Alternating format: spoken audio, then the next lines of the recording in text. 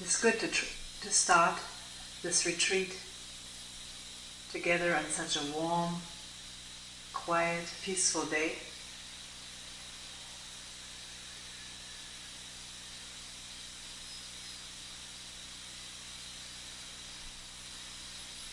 Every time we come out here,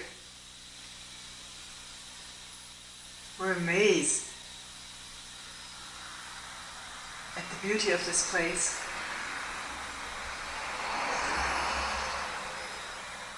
The trees,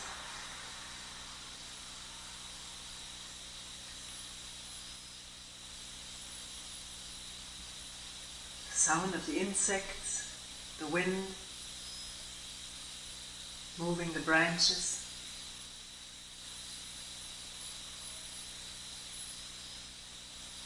That lake with all its different moods, shades of color.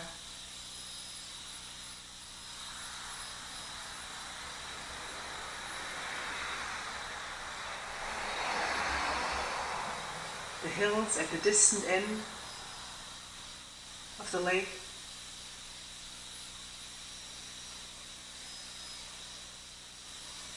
And the light. And sky that holds it all.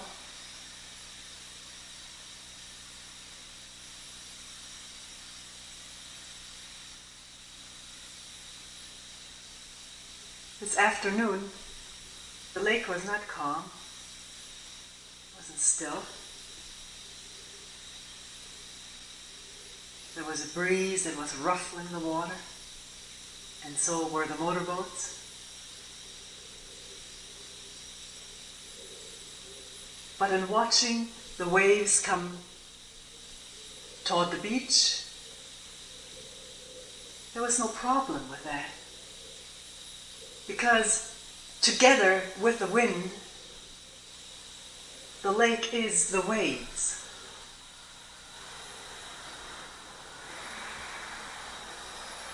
And in the absence of the wind, the lake is smooth and clear.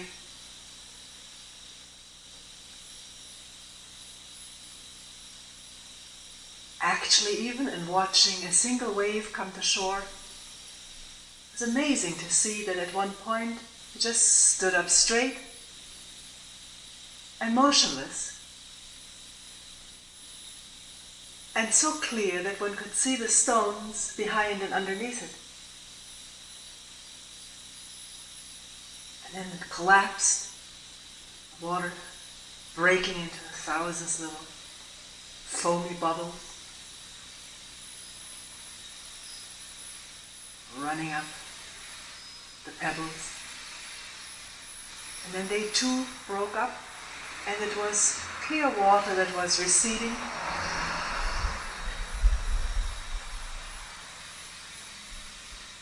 Leaving the wet, glistening stones.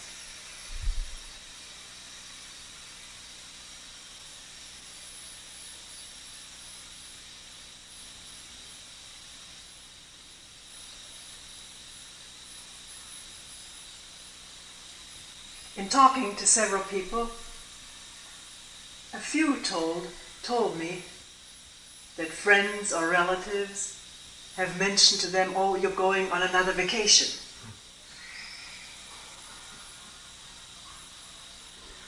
Thinking of a retreat as a vacation, which, as people with whom I talked said, it isn't really that. It's not what people who hear about it may imagine it to be. Because it is often very hard work and exhausting and draining at times. Painful. If one is not used to sitting, or sometimes one never gets used to sitting.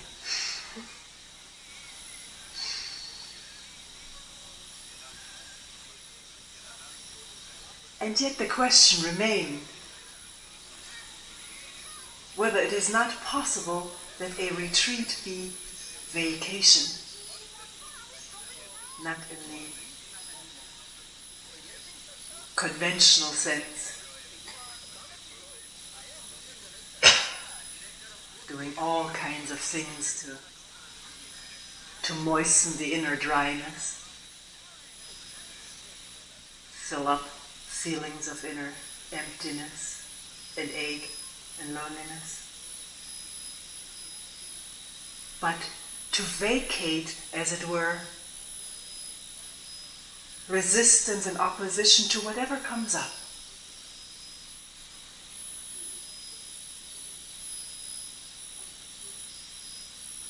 To vacate opposition and resistance, so that whatever comes up can clear itself, be aerated in attention and awareness,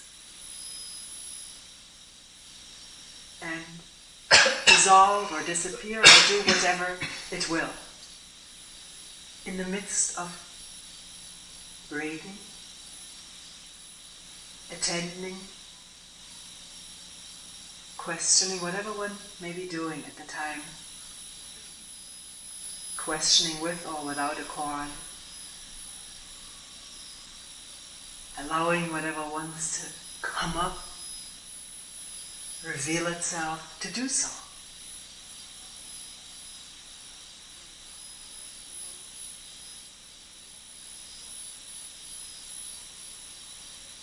Because the resistance is on vacation. Is it possible?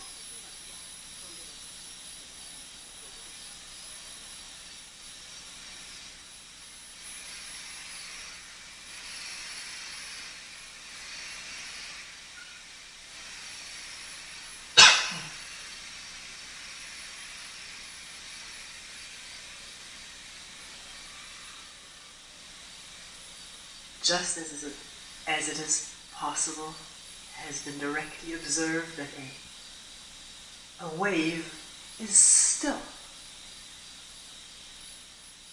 So maybe one can discover stillness in inner agitation and fear and anxiety. The stillness of no resistance, no escape, no opposition.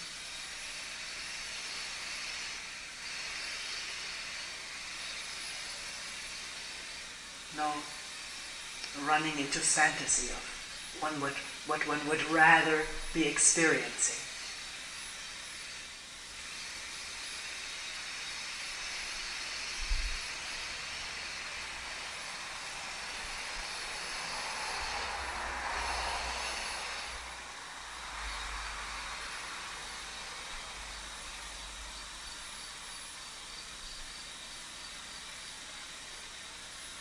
Anything one would rather be experiencing as a dream, a thought, an idea.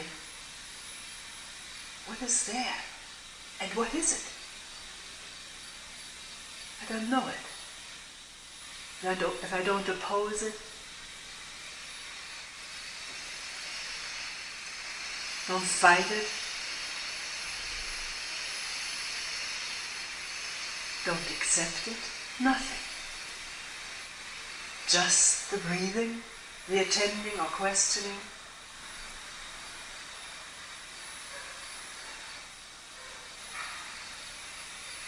And it's that state, it is that pain, it is that anxiety. And yet it is not.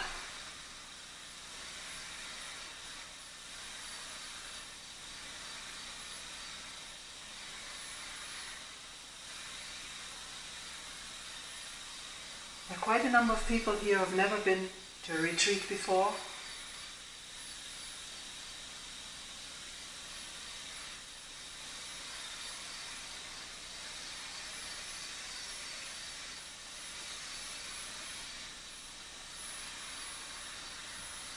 And people who have been to many retreats.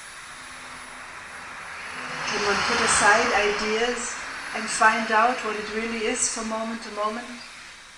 Not clinging to any notions about it, what it should be, what it should turn out to be for one. just flow with it.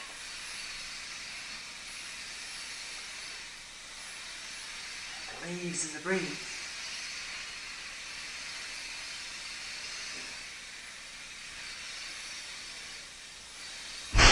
In the midst of stillness and motionlessness.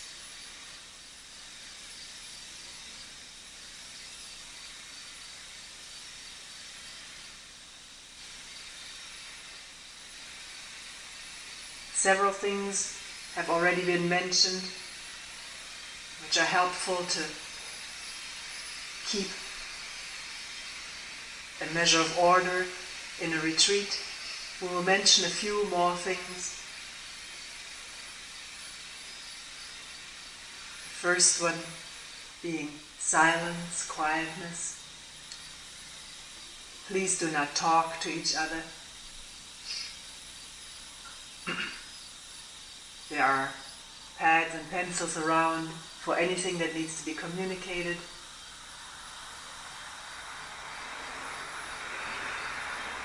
If there is an emergency, you have no time to write something down, take the person to whom you wish to talk, someplace where you're not seen or heard by others, so as not to create undue commotion.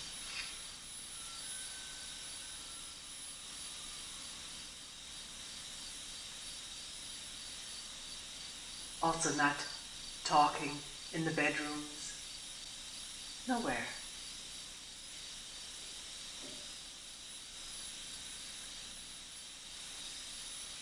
This is a retreat where there's some space between mats, which is fortunate. It's very hot. We're not as crowded as we usually are. And yet, there's still a lot of people in one building.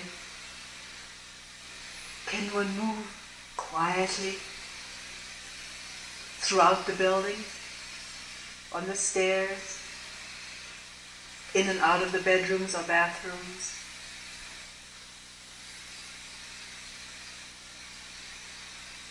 Moving a doorknob with care. One may not know at first how the thing functions. Over at wayside there isn't a door that fits the frame. It takes a while to figure out how to open and close it without making an enormous racket.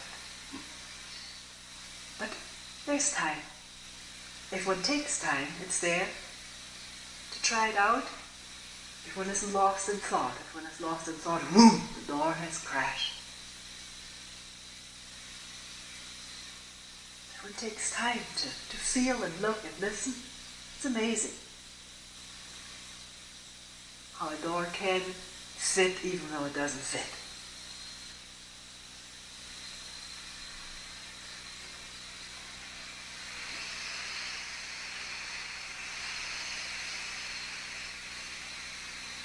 The bathrooms are right next door to the sleeping areas, and people who wish to rest can find it quite a grind if the doors are opened and closed thoughtlessly, noisily. There may be a certain amount of noise that is unavoidable. There is. But if there's care in doing it, that care communicates itself.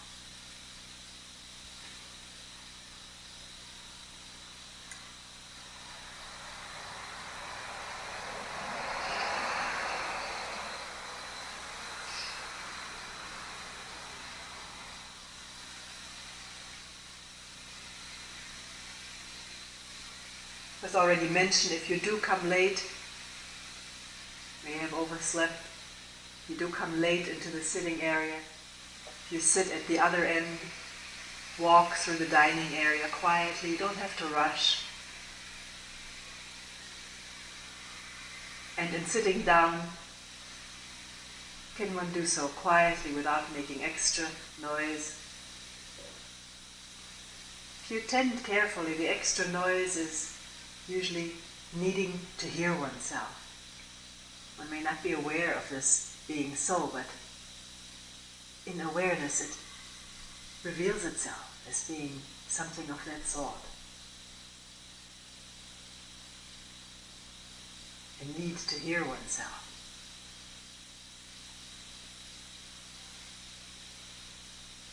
But if one catches that, there is no need to hear oneself.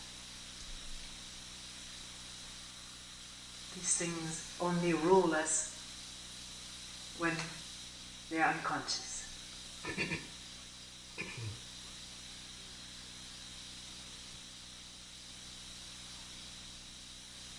And yet, not to make a new thing out of this quiet moving. People have told me this, that at times as they are moving around they hear something like what I'm talking about right now, sort of admonishing them, and then there comes an image of oneself as the quiet mover, which is a lot of extra noise. Can it be seen that that comes up? If it is seen, then it already loses its edge, its power.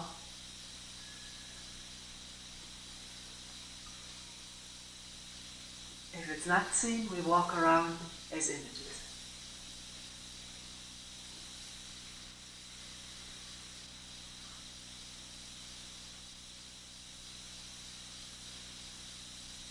On a stage, as it were.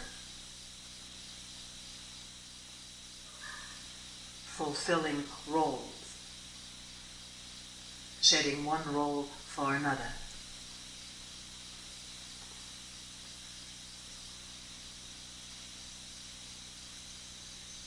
Another thing we talk about at the beginning is during sitting or walking, the posture of the eyes.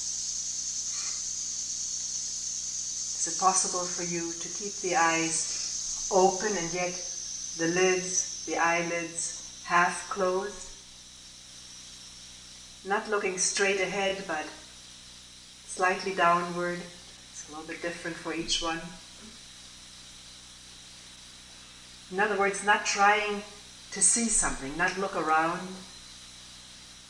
If you need to see what the room looks like, what your neighbor looks like, and the people across and down the hall, look at it so that you see it, have seen it, and then it may be easier to keep the eyes in that position. If you do, and you get over what is often an initial tenseness with this, you'll find that there is a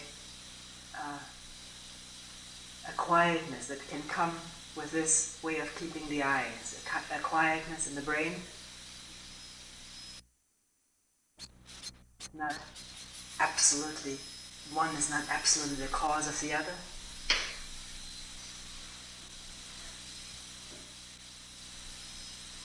But it makes possible to become aware of a lot of things that go on inside if one doesn't focus on everything that's going on outside, which we do all day long. I also become aware of the fact how much one clings to what the eyes take in or hang on to, the familiar, the known. What people look like, how they look at one. Maybe disconcerting to find they do not look at one.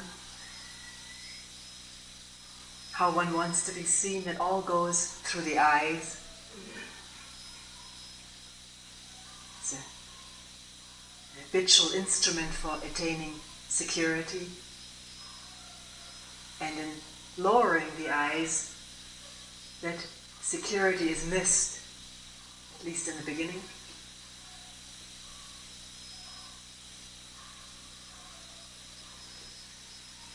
But this work is not to sustain habitual security, but to question into this whole thing.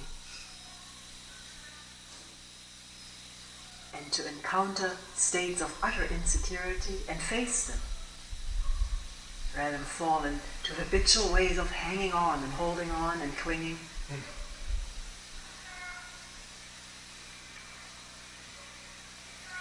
In which the eyes in our daily life are so instrumental.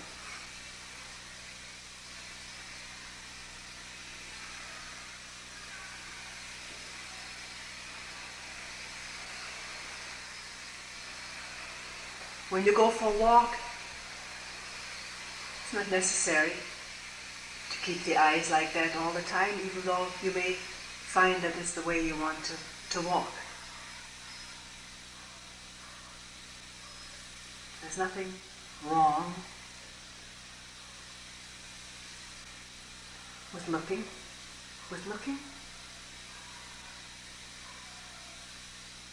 or with allowing sights to be there without looking for something in them for oneself, which is usually how we approach this. I want to see something. One has heard so much about something was seen or a sound was heard and enlightenment broke upon the person.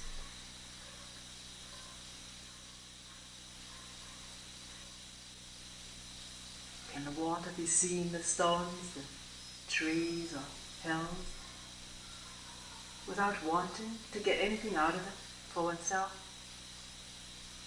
No self there, just whatever is there, without any effort. If there's effort, then the eyes and ears are straining for something. And that closes everything up.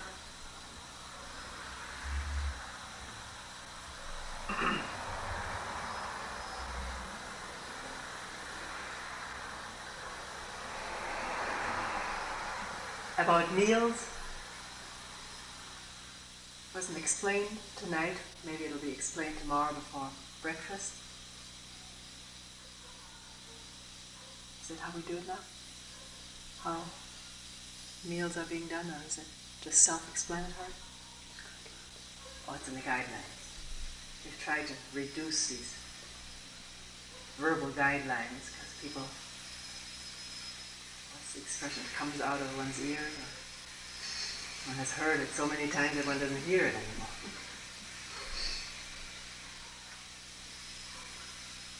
Anyways, if you haven't been to a retreat, it's not difficult to follow someone else and just do as they do.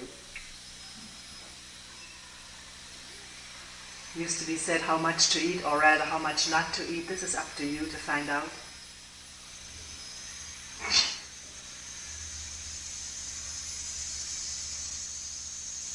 And we will have every once in a while a talk before a meal, because then one can really discover something. If one attends, not because of the talk, if one attends to the eating and all that comes up during the eating, before the eating, and after.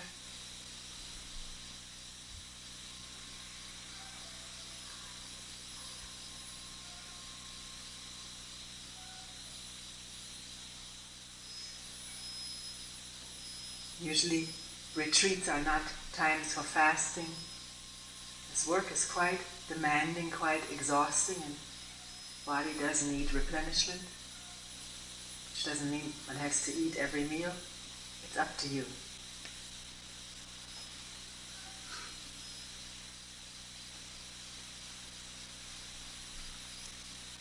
About rest time, there, as with the meals, not to have a fixed plan in one's mind how one is going to rest this time. Last time such and such took place, this time I'm going to try that. One can try, but not to be fixed in ideas, but to observe it in the moment and to respond to the moment. There are a number of breaks during the time during which one can rest or go for walks or jog or sit here or outside or in the woods near the lake. Formal sitting is over at 9:30, and one is tired and it's not too hot to sleep, then to go to bed and sleep if one can.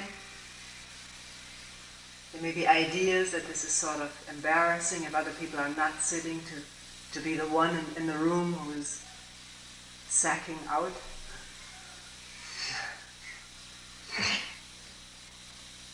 These, again, just ideas. If you're tired, then sleep. Can one see how dependent one is on what the other people do? And be free to do what one needs to do. One may wake up after 2 hours and feel fresh and want to sit or walk outside. It's all right to get up even though other people are sleeping. If you can do it quietly, or to come in late, or to come in quietly. This time is free to use for anyone how he or she wishes to use it.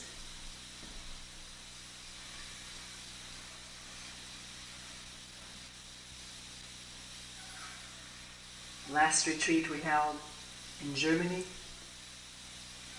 because there were so many new people who had never been to a retreat before.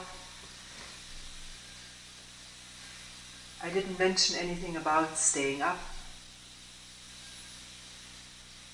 which I usually do, staying up trying to find out at some point what is tiredness. If there is this interest to sit into tiredness,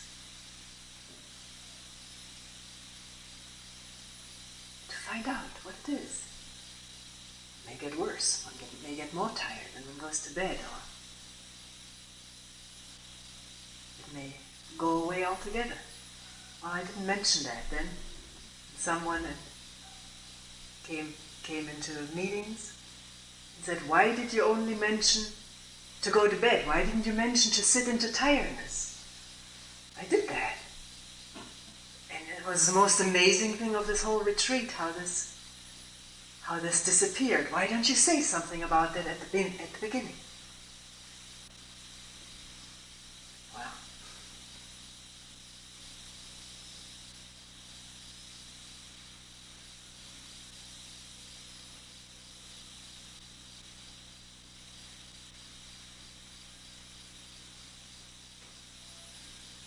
No matter what is being said at the beginning or during talks, unless one discovers and uncovers and finds out for oneself, the words mean precious little.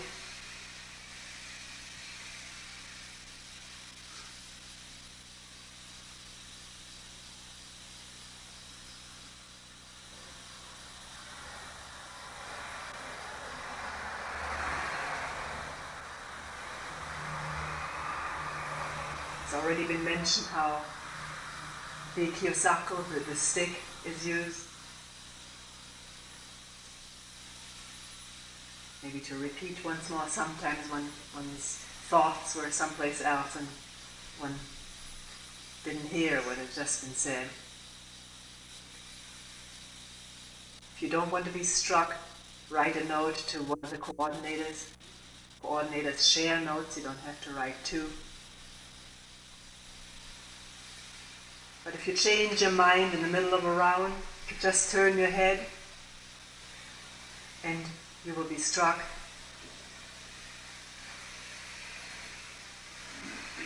In other words, you're not stuck with something that you once said. You can remain fluid, and we will try to be fluid with you.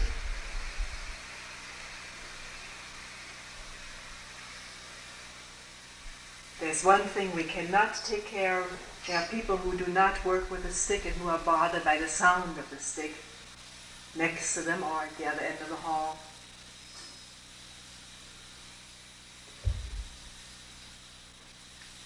In that case, can one listen without opposition?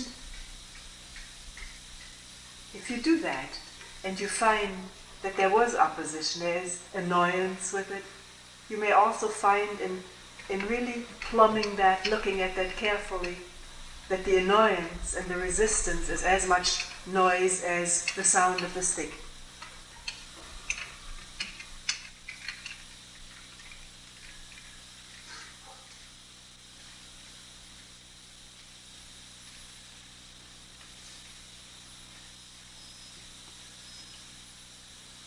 What is bothersome often about it is all the associations that it may trigger in the mind. But can the questioning, the attending, the breathing,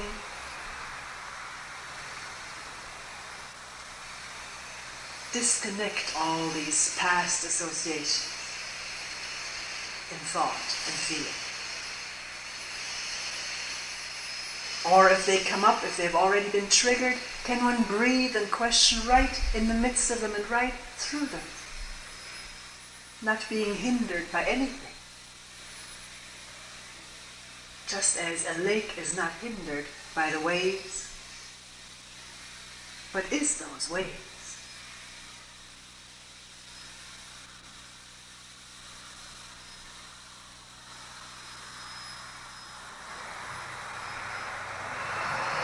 We also mention again that you are not required to attend anything in a retreat.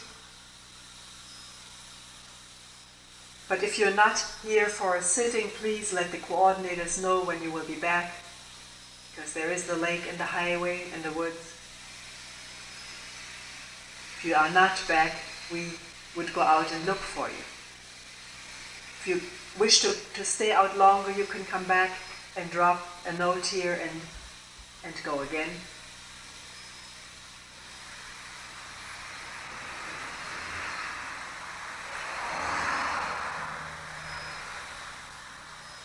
Some people have physical disability and find it excruciating to sit round after round after round. Then why not try to take a walk, maybe a slow walk?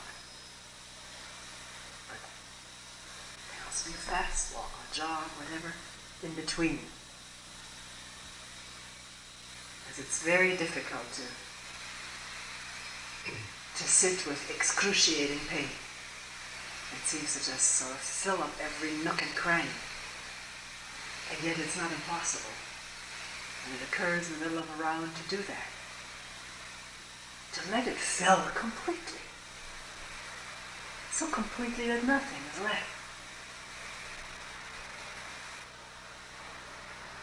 Again, no opposition, no room for opposition or conflict with a state. Then that state changes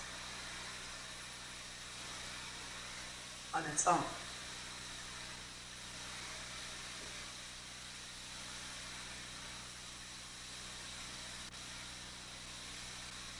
Can one find that out for oneself?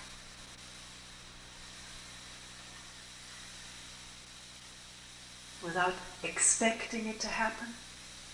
Because expectation is the seed bed of illusion and disillusion, disappointment, frustration. But when nothing is expected, then it's just what is. And what is that? I don't know. It's just the breathing, the questioning, or who, what is it?